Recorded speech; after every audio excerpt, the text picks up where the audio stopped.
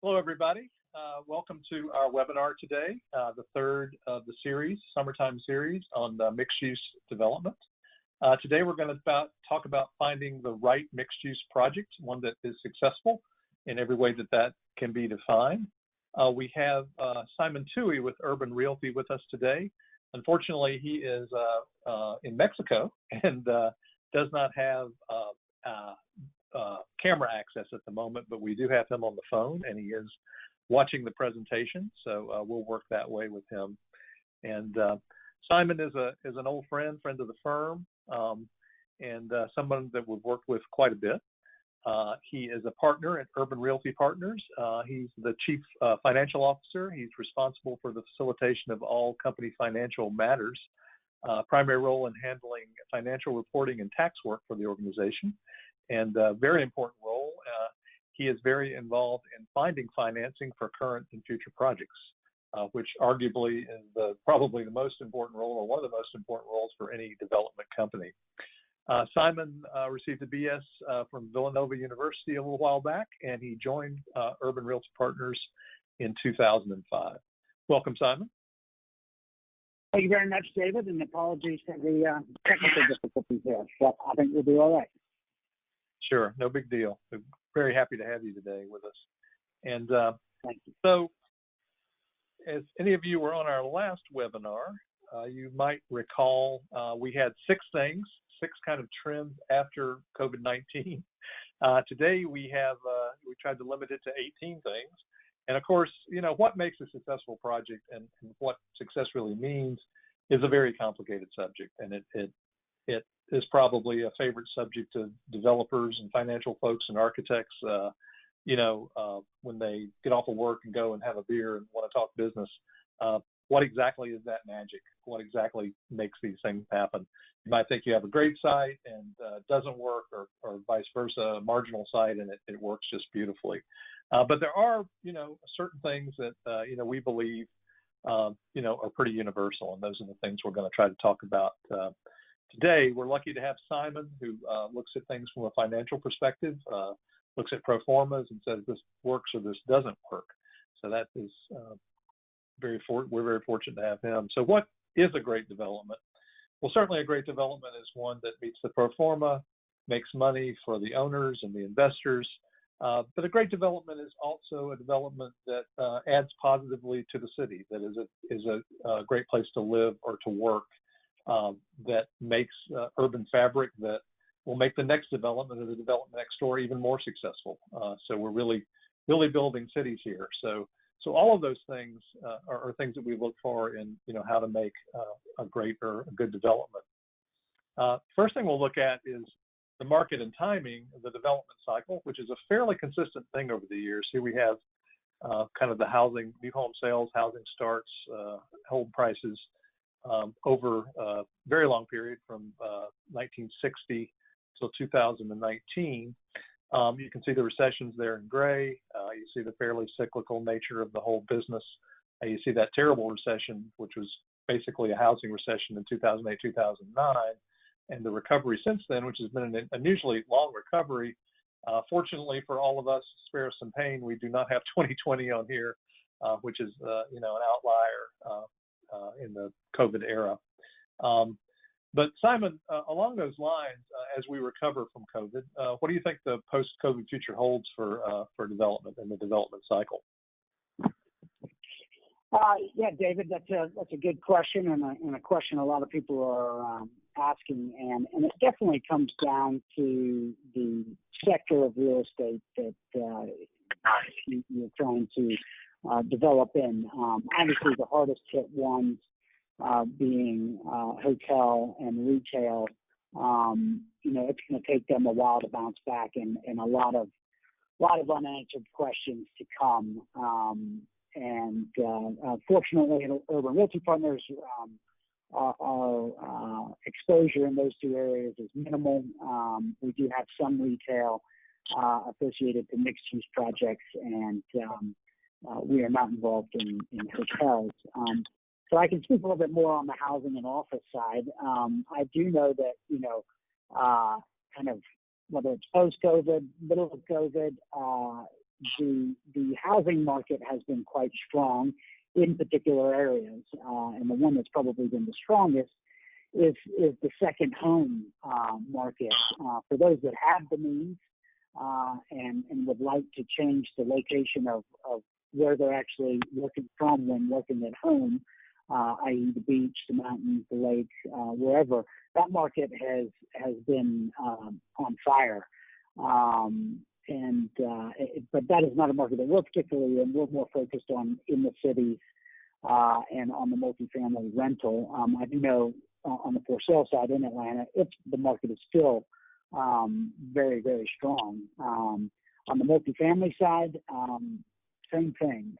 It's doing well, showing some signs of a little bit of weakness, but out of the market sectors, besides industrial, multifamily is doing the best. Office is another question mark, and it's quite unique, and it's very location specific. The big cities, San Fran, New York, Chicago, where mass transit is a huge factor of how is used by a large percentage of those that go to office buildings, that they're in trouble in this kind of during COVID, post-COVID world, just because they've completely shut the offices down. But places like Atlanta and others where it is more car-centric, which was normally the knock on Atlanta, it is allowing people to commute individually and therefore go back into the office. So more of the offices have opened up. One point I wanted to make was that location-wise, the big cities are definitely hurting, but what were secondary cities, Atlanta and Denver, which are now moving into primary cities, are doing well. We are getting a migration of folks that are choosing more affordable places to live / work from home. So these are the folks that are not looking for a secondary home. They're looking for their primary home and can save a lot of money on the rent in those big cities, but can work from home in Atlanta and Denver. And then even those tertiary cities like Greenville, where folks are moving from the Atlantas to Greenville or Wilmington, North Carolina. So a lot to be determined as we get through COVID. But right there's what I'm seeing as of today, David. Sure. Thank you, Simon. We're actually hearing very similar things as far as the migration of folks from the big coastal cities to the kind of second tier of cities like Atlanta, and even the tertiary cities like Greenville or Birmingham. So another sort of major factor, of course, is market timing is overbuilding or underbuilding. This is kind of an extreme example. This is a city in China, and as you know, China, not having a real market economy, at times has decided to build things and let people eventually fill them up. And this is one of those amazing kind of giant empty cities that was built in China, sort of a poster child for overbuilding, maybe a little extreme example. I will say in Atlanta lately, we seem to have resisted overbuilding. Banks seem a little more cautious about exacerbating housing or office bubbles, which is a really good thing. Can we maintain that balance of supply and demand? I don't know. We've been lucky again with consistent growth in Atlanta driving new construction and instead of being the other way around. And that has stopped us from overbuilding in this cycle. In the past, we've done just the opposite. We've overbuilt. We had the kind of lemming development cycle where everybody jumps in at once and then the last people in get hurt pretty badly. I don't know. Time will tell about that. Of course, the developer's bottom line is what will sell to the bank or people offering financing. Without financing, of course, nothing gets built, and Simon knows that better than most. Simon, any secret tips? You don't want to give away too much, I know, on what folks in finance are looking for in general, or specifically in this day and age, in this time. Yeah, well, I mean, it's no secret, David. You've obviously got to show the banks and potential equity partners a profitable deal, and kind of yield is the main focus on those perspectives. Now, when you compare pre-COVID to today, assuming you're in the right market sector, i.e. not hotels and not retail, right. If you do have a good yielding deal, it can be financed these days. Those who are financing it might be different from who they were back end of 19, but there are still people out there. So maybe before you were using local banks, and now you might be using a debt fund or an insurance company, and maybe some of the institutional equity guys have backed up, but some of the family offices are kind of stepping in and taking care of that void. So if you do have, you look around and you still see in the paper multifamily deals getting financed, industrial deals are getting financed all day long. I have seen some hotels get financed as well, which is interesting, but obviously very, very market specific. So I think that hopefully answers your question, David. Sure. So that certainly does. It makes a lot of sense. Different markets always behave differently, but especially now during the COVID crisis. So on the location, and the old age-old question, urban or suburban, but maybe it's not the one we should be asking. Markets seem to be coalescing around similar amenities. What should those real targets be?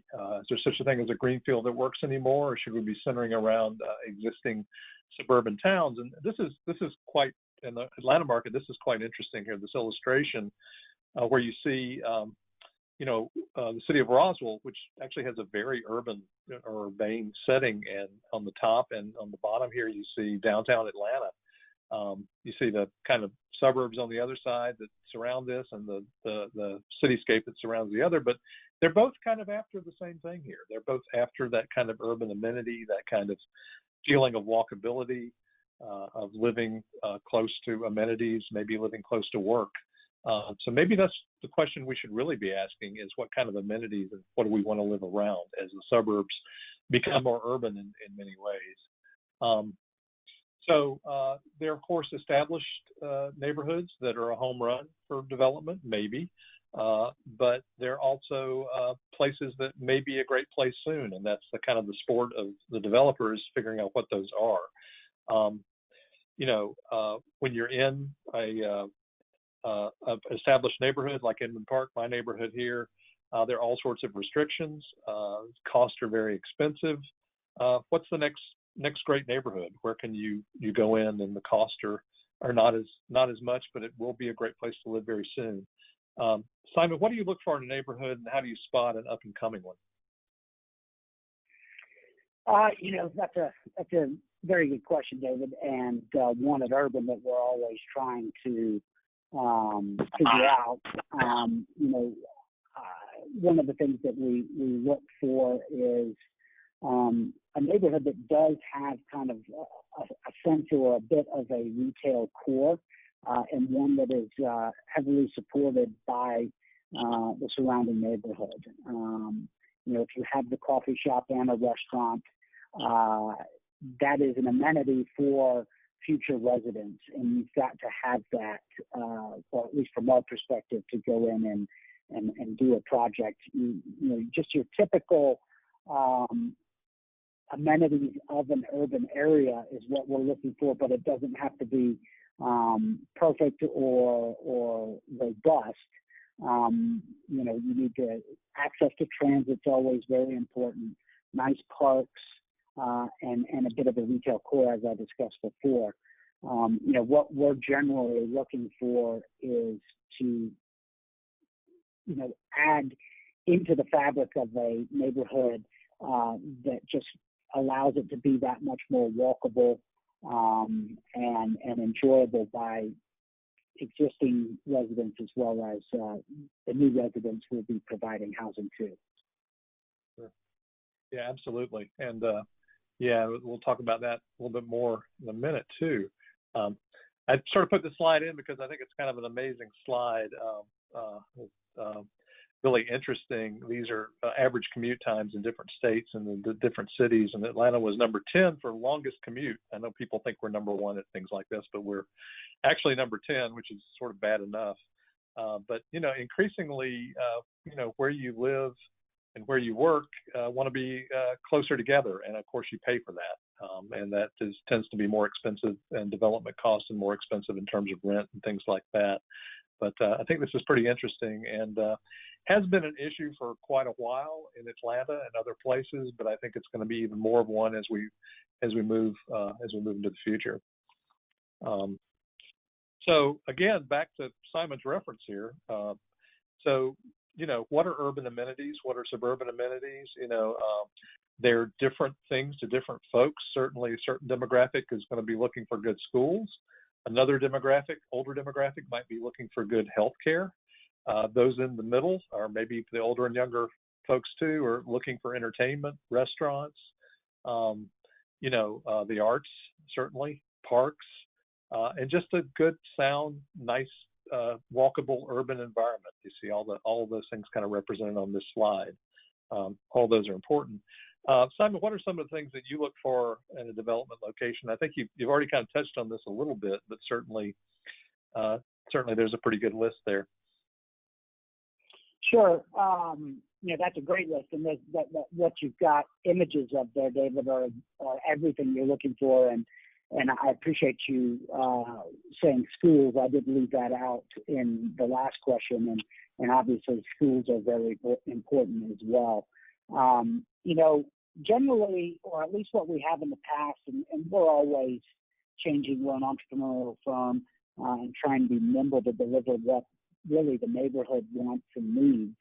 But in the past, what we have delivered is kind of an affordable apartment option to folks. And so education isn't huge to them, but I think education to the surrounding neighborhood is great. And when you have a good neighborhood education option, obviously that drives up property values and home values, and which in turn leads to folks more likely to go out and spend money in the local retail areas, and it's kind of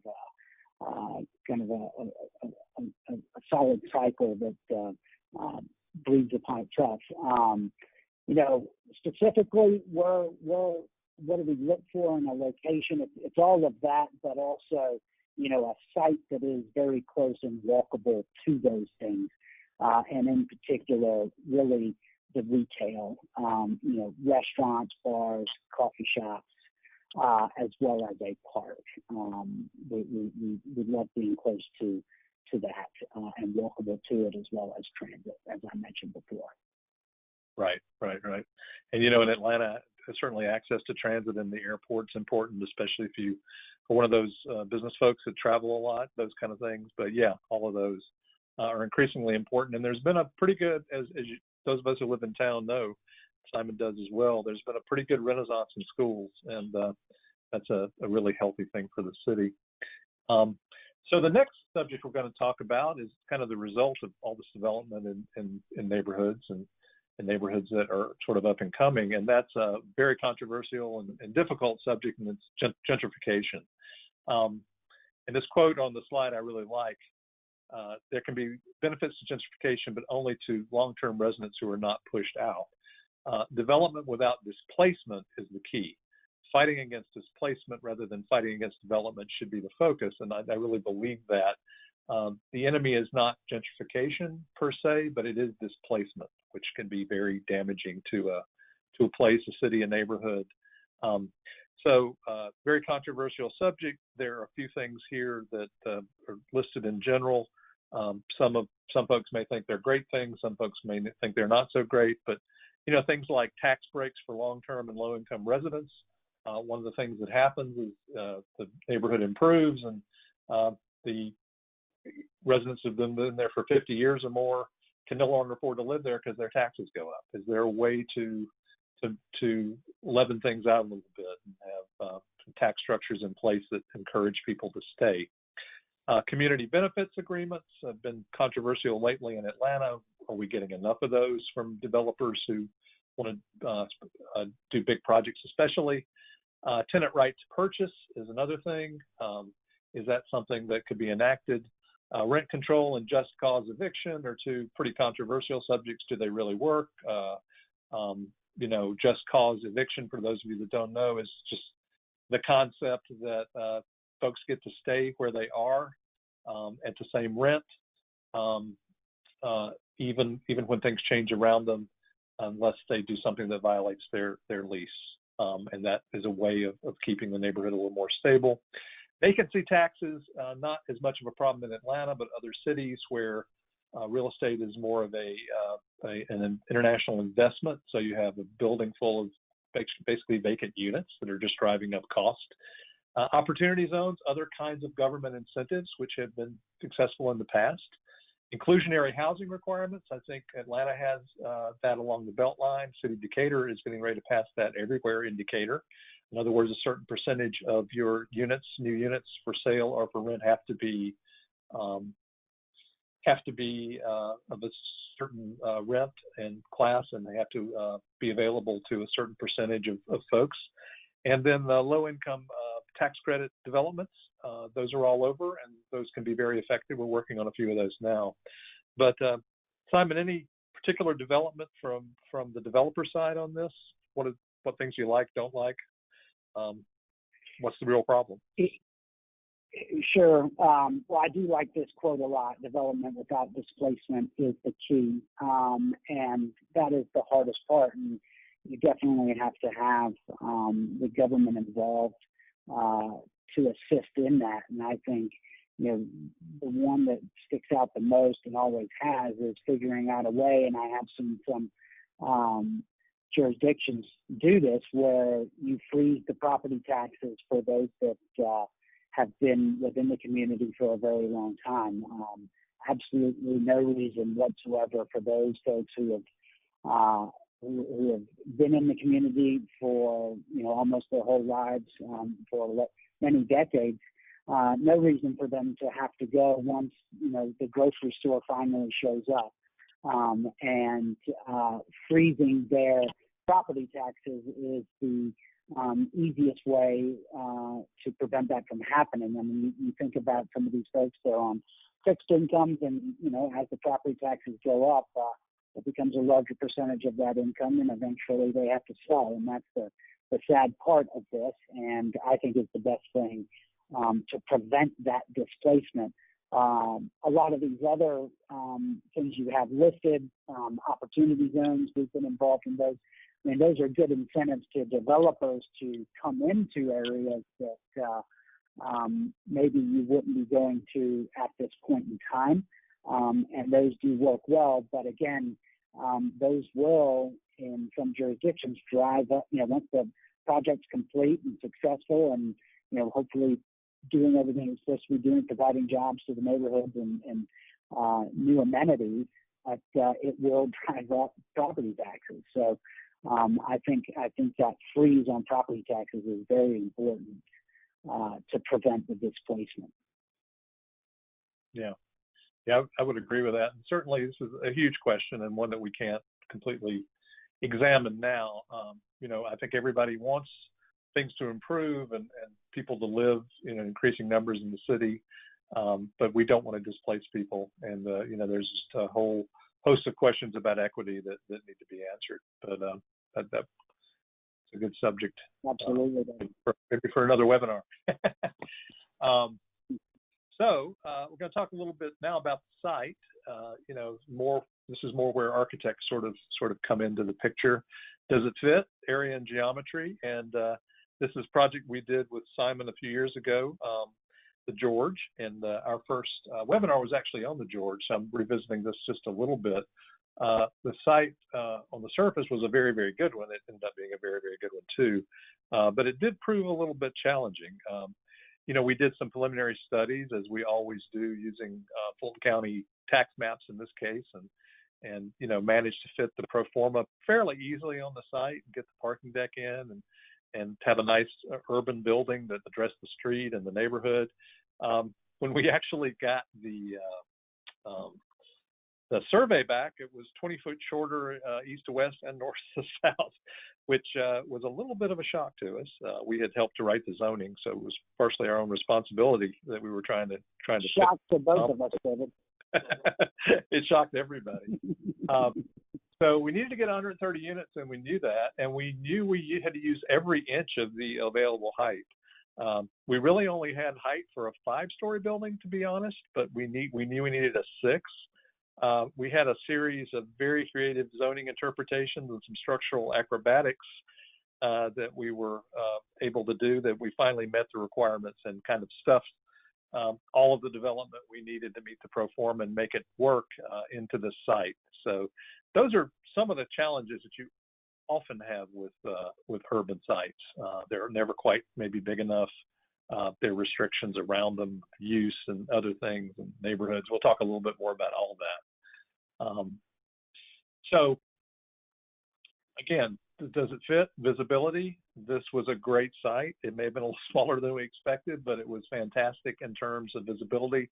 This is really the gateway from downtown and Old Fourth Ward into the Grant Park neighborhood. Makes for a great site, made for great views, fantastic, made for very, eventually successful retail because of the location. So the visibility does count. Corners are always good. And again, accessibility. You need to be able to get in and out. You need the traffic to work.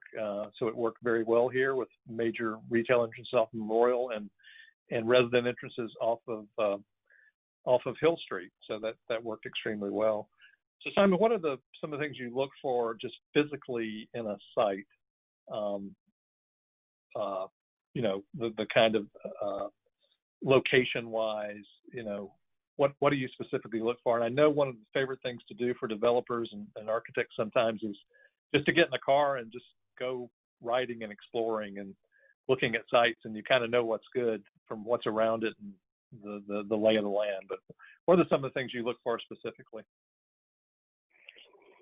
Obviously a lot, David, as you mentioned. Generally we're pretty well focused in on an area or a neighborhood, and you can only work with the sites that are available at the time. We find neighborhoods and see what it needs and what the neighborhood wants, and then we try and find sites that are available. This site here in particular, despite the issues with the distances pre-survey and post-survey, and thankfully we had a great architect that solved all that for us. But this corner was fantastic. Obviously a lot of traffic, a lot of drive-by traffic, allowed us to do more retail. We actually did the Leonard before this, which is on the eastern side of the project, and right. The Grant Park retail district, 6 feet under being the base of it all, has kind of grown east and west from 6 feet under.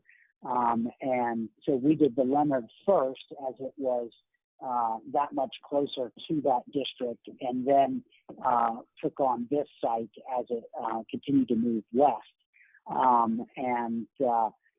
The Leonard site was not as flat as this site, but it actually worked in our favor. We were able to do a smaller building, but because of the topo, we were only forced to dig out half the site and put half the parking under the building, and then half of the parking was surface parked on the back side.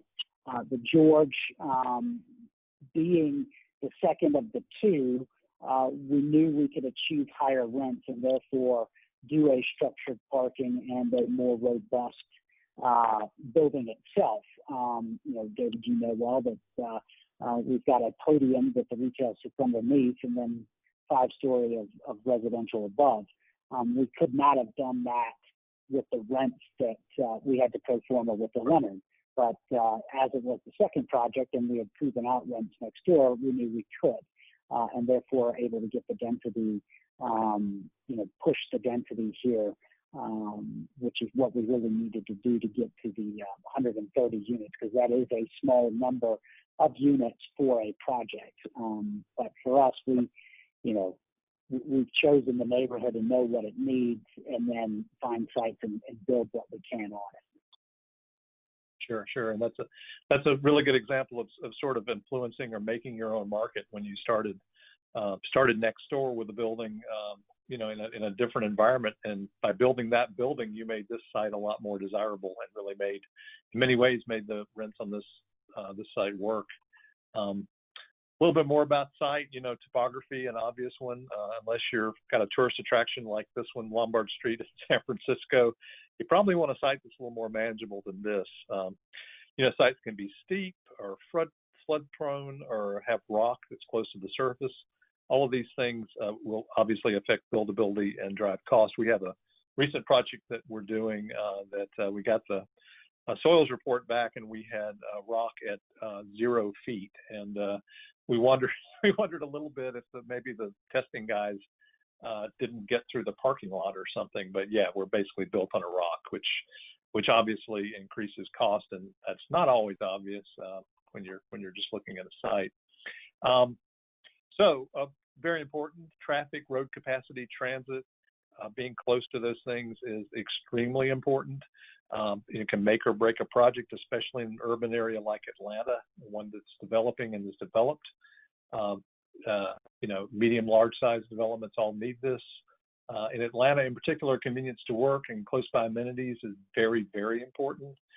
These sites come with a cost, however. There was a strategically Midtown site just recently sold for a record $500 a square foot, which is $21 million an acre. Very, very expensive if you want to be close to transit and close to amenities. So there's got to be a balance there.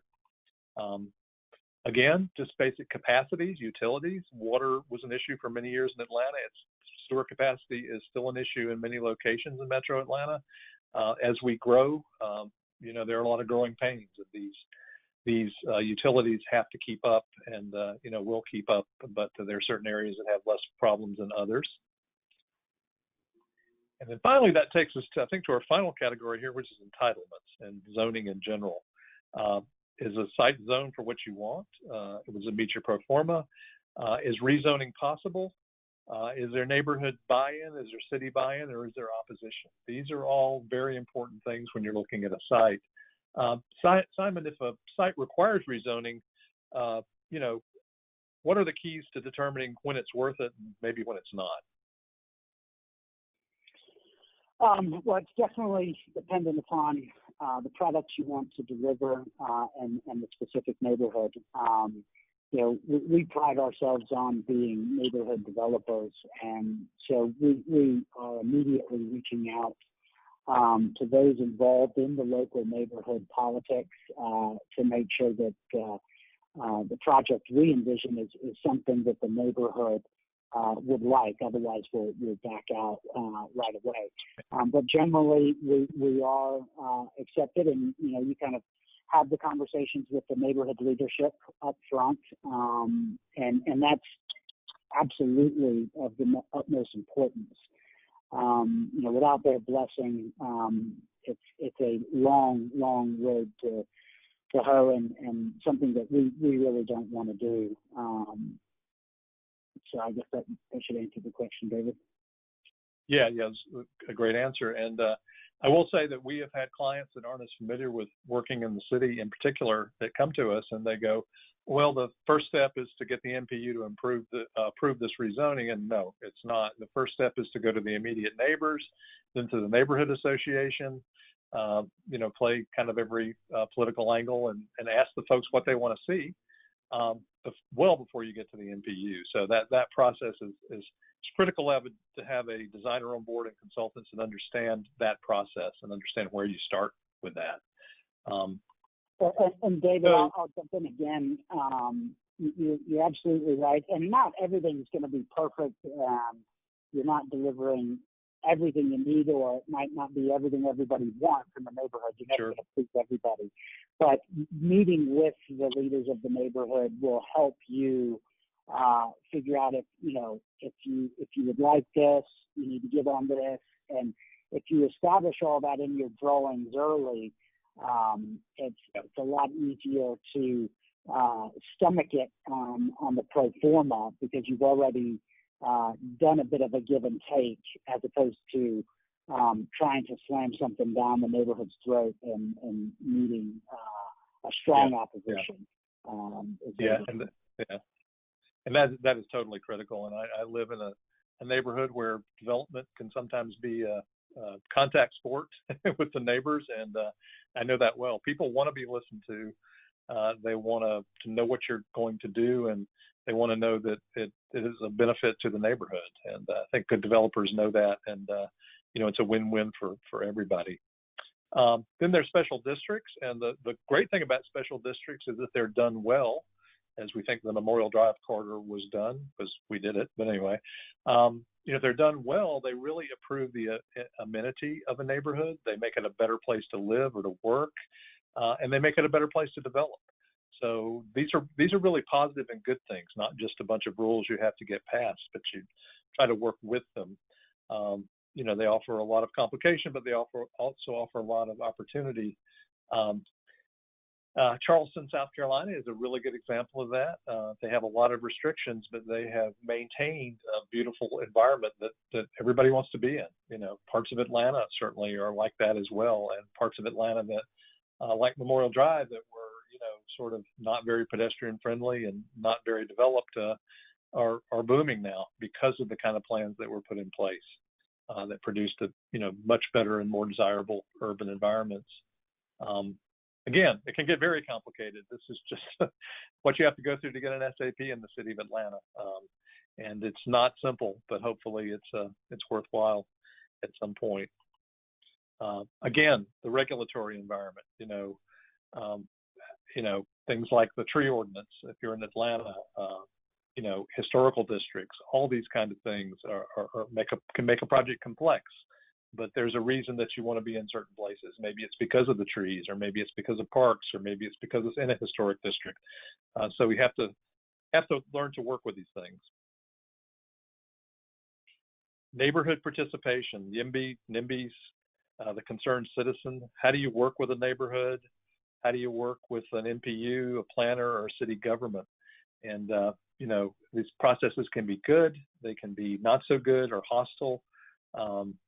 It's really good to understand what you're doing, and there's always the neighborhood gadfly, which is literally a fly that's annoying. And these folks are often well-intentioned, but they often have their own agenda, and they often really want to dominate a conversation. How do you run a public meeting, for instance, where you get to hear what everybody has to say and not just a few folks? I think that's very critical. And finally, how friendly is the place you want to develop? Do they not like development or developers? Do they value growth or preservation, or do they value something else? Simon, I'd ask you a loaded question, but you've worked with a lot of governments around Metro Atlanta and around, and who do you think has the most cooperative government around and elsewhere for that matter, and why does that really matter to you?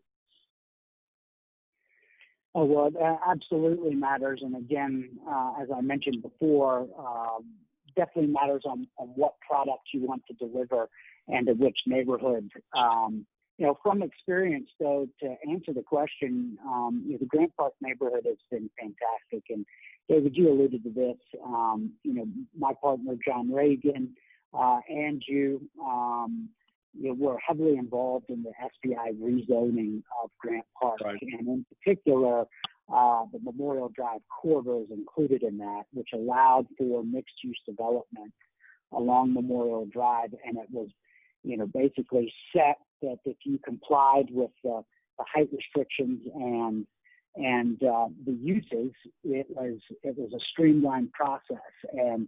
And that was fantastic. I know it took a long time to put that in place, but, we've done 3 developments that falls within that zoning, and the neighborhood was fantastic to work with, and, we were delivering exactly what they wanted, so that helped. But it was very much streamlined. But I think all the other neighborhoods as well can be good to work with if you, and kudos to you, David. You know, you've got to have the right architect that has the right demeanor and the knowledge to go into these neighborhood meetings and handle them and navigate them, because they're not easy. And you know, you got to check your ego at the door, because not everybody behaves well. Having a good architect there is monumental.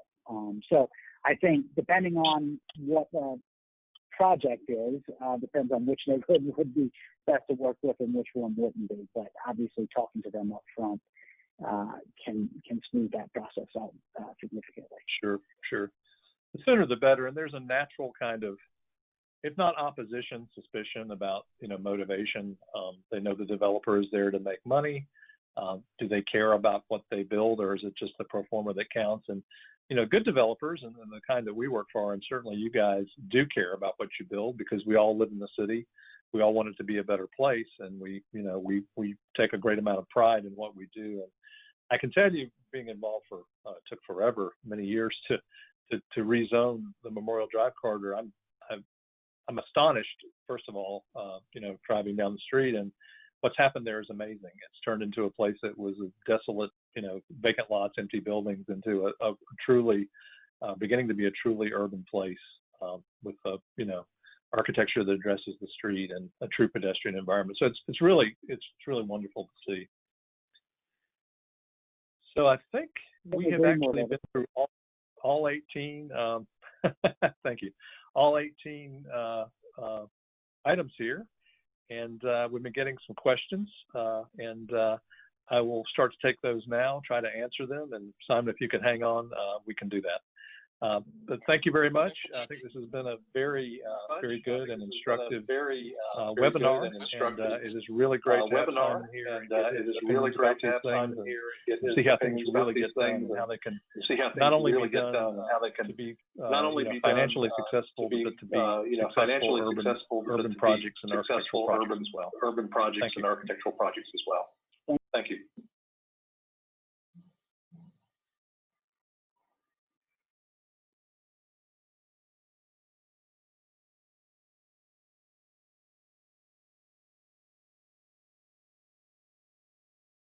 Thanks, guys. This is Garrett with Practice 3. I've received several questions this morning, and if we have time, we'll run during the webinar. We will definitely follow up on. So the first is actually a comment. I just wanted to see if you guys would take a second to speak to this. Someone noted that the edges of successful neighborhoods are good candidates for potential sites. What are your thoughts on that, David and Simon? You know, I think that's very true. I mean, I think the neighborhood development, as Simon pointed out earlier, tends to, you know, new development tends to start around kind of established neighborhood assets like retail and a park, something like that. And as it grows, the edges of the neighborhoods and the seams between neighborhoods are probably the last parts to develop. Certainly Memorial Drive was a huge seam between many neighborhoods, and it is flourishing now because of its adjacency to all those neighborhoods. So yeah, I think that's a valid observation for sure. Simon, are you on? Do you have an opinion about that? Yeah, David, can you guys hear me? Yeah. Can you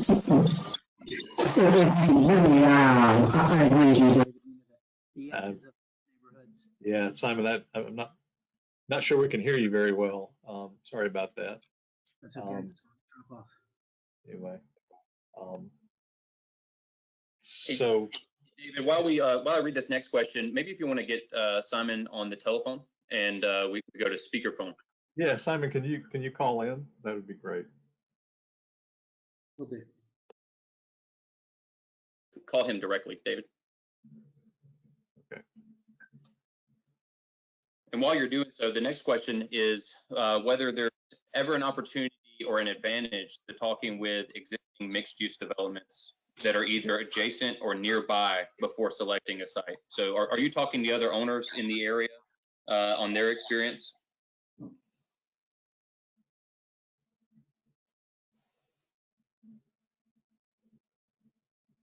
Bear with us here, guys. Just 1 minute. Just a second. Sorry about this. Yeah, I don't know that we're going to be able to do that, unfortunately. So if you don't mind, if you could repeat the question, that'd be great. So the question was, is there ever an opportunity or advantage to talking with existing mixed-use developments that are either adjacent or nearby before selecting a site?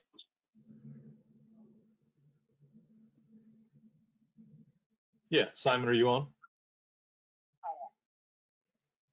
I'm going to try to do it the old-fashioned way and have Simon here just beside me on my phone. Yeah, certainly there is an advantage in that, and certainly you saw that on the project we did for Urban Realty on Memorial Drive, where the kind of first mid-block site, which wasn't really as good a site as the one we had on the corner, kind of laid the ground for making the area a better place for development. And certainly we saw the advantages in that and took advantage of that when we did the George, which is a bigger project, had structured parking, those kind of things. There's actually another site to complete the block around the back of that, and I'm sure that will be even more valuable, not more successful. So Simon, are you on now? Yeah, I can hear you guys. Sorry for the technical difficulties. Yeah, no problem. You're as loud as you can get on my phone, so we'll see if this works. Yep, I can hear him. So the next question would be for Simon, if you can hear me, Simon. As a developer, it has kind of a part A and a part B. Are you identifying areas that you'd be interested in doing a project and then keeping an eye out for the right property to present itself within that area? Or do you ever come across property that drives the proposed development? Or is it more typically they have a project in mind and seek a specific site for that project? Those are all kind of related to the same question, I believe. Sure. The answer to that is all of the above for us. Like I mentioned before, we pride ourselves on being entrepreneurial and nimble.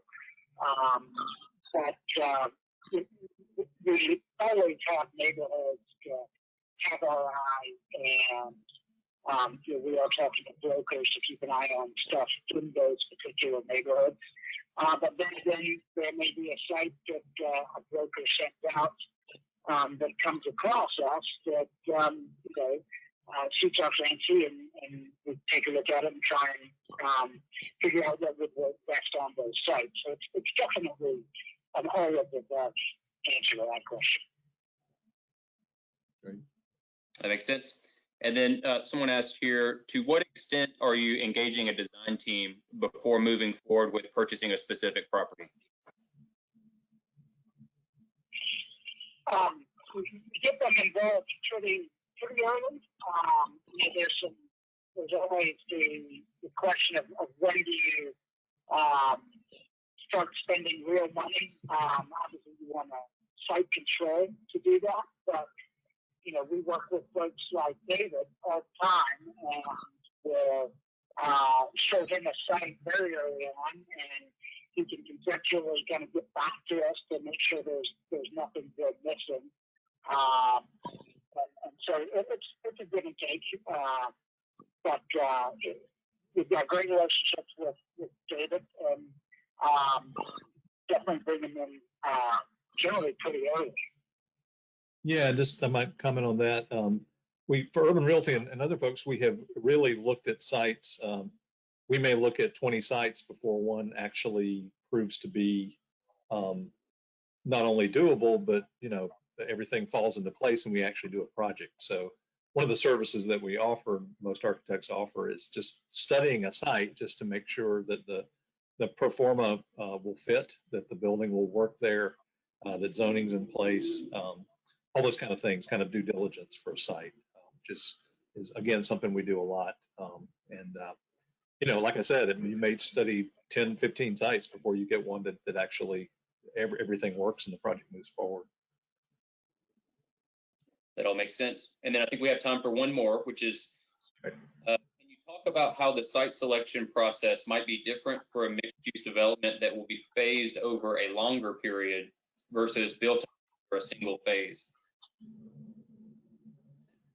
Simon, do you want to tackle that? Was the question related to phase projects I mean, I didn't quite catch that question. I heard phase. Yeah, I think it's about how you would view a site differently if it's a phased project versus, you know, building all at once. Wow, I mean, you definitely do. The hard part about you know, a phased project is having control over phases 2 and 3, and also being able to handle basically keeping that land fallow without driving any income to it. So it's all a pro forma game, and you know, it's definitely different. But we've done both. Right. And obviously having control of the entire site would be important if you, Sure. you know, thinking about it. But, you know, just the logistics of, you know, if you know you're going to do a phase site, of course you have to design it all up front, and you have to think about the way it's constructed and how will construction on phase 2 or even phase 3 affect phase 1. You're going to likely be building when you've got people, tenants on the site. So how does that all work? Are you going to make sure that you maintain your access to the site, make sure that you're going to not going to bother, at least minimize the bother for the folks that are there. You don't want to build a successful phase 1 and then phase 2 is so disruptive that everybody moves out of phase 1. So you have to be very careful about those kind of logistics of construction and those kind of things. But yeah, it's a good question. You know, hopefully you have a big enough site where you can kind of successfully do those things somewhat discreetly, and then it all comes together as a single site. That makes sense. And I guess to both of your points that, you know, if there's some question about the control of a future phase, then making sure that there are some options within that initial phase that makes it not totally dependent on that future phase as well. So that makes a lot of sense. Yeah, sure. And I think that's our allotted time for this morning. So thanks everyone for joining. This is the last of our 3-part series for the mixed use summer webinar series, but we hope you'll join us for our next series. And thanks again for joining. Yeah, thank you.